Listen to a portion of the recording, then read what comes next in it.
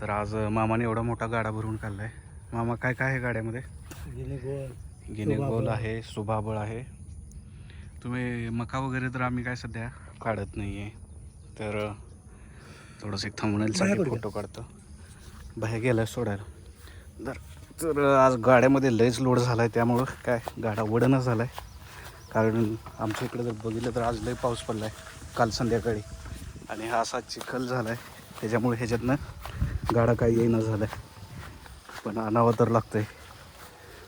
मामा हे आपण रोज काढतो का नाही? रोज सकाळी किती 10 वाजता तर एवढा गाडा, आणि एवढी वैरण दिवसभर जाते.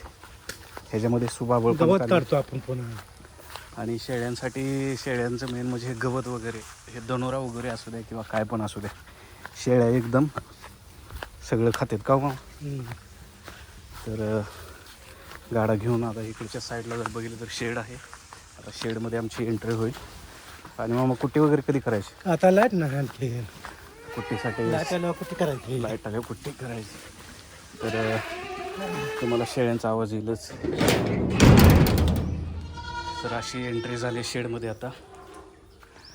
तर यो गाडा आत ओढून शेडमध्ये आणायचा आहे, नाहीतर काय होते पावसामुळे वाट लागेल.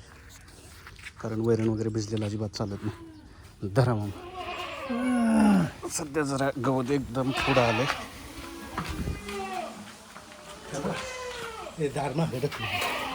तर गाडा शेडमध्ये एकदम पूर्ण बसत नाही, तर दार मागं पुढं ढकलावं लागतं.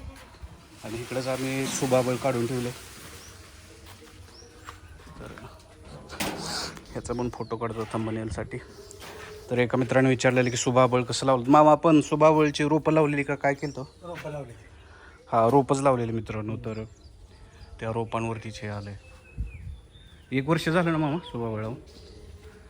हे सगळे 4 ते 5 महिन्याचेच एकदम बोकडं पाठर आहेत, पण क्वालिटी एक नंबर आहे. तर चला ह्यांना वैरण वगैरे टाकायचे. व्हिडिओला मित्रांनो शेअर, लाईक, सबस्क्राईब करत जावा. तुमच्या कमेंट विचारत जावा. तुमचं काय हे असेल तर मी सांगत आहे. Thank you, bye bye.